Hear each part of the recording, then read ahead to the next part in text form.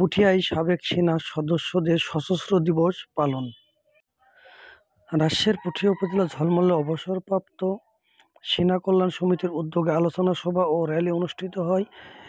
21শে November শুক্রবার দুপুর 2টায় ঝলমলিয়া বাজার এলাকার পেঁয়াজহাটা অস্থায়ী কার্যালয়ে সমিতির সকল সদস্যের উপস্থিতিতে সশস্ত্র দিবস পালন করা হয়। উক্ত অনুষ্ঠানে সভাপতিত্ব করেন সিনিয়র ওয়ারেন্ট অফিসার কামরুজ্জামান। প্রধান অতিথি হিসেবে উপস্থিত ছিলেন ক্যাপ্টেন ইব্রাহিম। বিশেষ অতিথি হিসেবে উপস্থিত ছিলেন ওয়ারেন্ট অফিসার জয়নাল আবেদিন। এছাড়াও সংচালনায় ছিলেন অবসরপ্রাপ্ত সেনা কল্যাণ সমিতির সাধারণ সম্পাদক ও লান্স কর্পোরাল নাজমুল ইসলাম সুমন।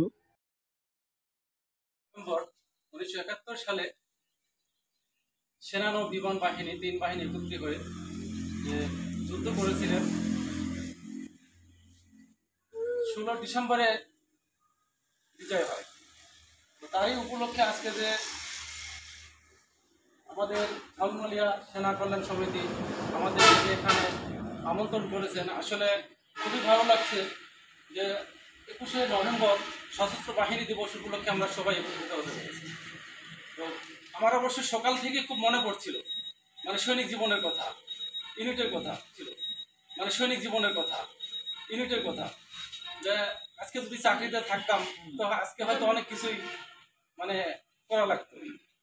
তো যাই হোক, আজকে আমার খুব ভালো লাগছে এবং আমাদের ছোট্ট বড় ভাই জিন্না ভাই আজকে যে আমাদের 21শে নভেম্বর হলো আমাদের সাথী ভাইরা বা আমাদের পূর্বের অভিভাবকরা যে রক্ত দিয়ে গেছে সেটাকে সম্মান করা এবং সেটার মর্যাদা দেওয়া, সেটার উদ্বৃত্তকে ধরে রাখা, এটা কিন্তু আমাদের কর্তব্য। তারা কি করে গেছে আর আমরা কি করছি, এগুলো কিন্তু আমাদের একটা দায়িত্বের মধ্যে পড়ে।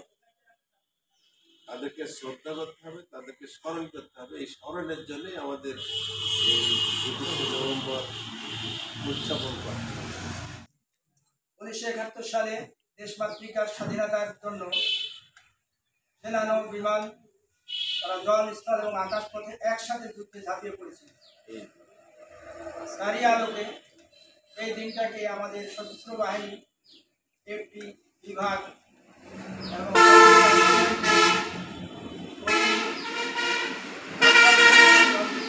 এবং পরিবেশে পালন হচ্ছে। পাশাপাশি বাংলাদেশ অবসরপ্রাপ্ত কেন্দ্রীয় কমিটি ঢাকাতে অনুষ্ঠানটা প্রস্তুতের এলাকাতে পালন হচ্ছে এবং তাদের সাথে আমার সকালে কথা হয়েছে। ইনশাল্লাহ আপনারা সকলে এই দিনটার প্রতি ক্যান্টনমেন্টে থাকা অবস্থায় যেভাবে শ্রদ্ধা জানিয়েছিলেন, এখনও জানাবেন।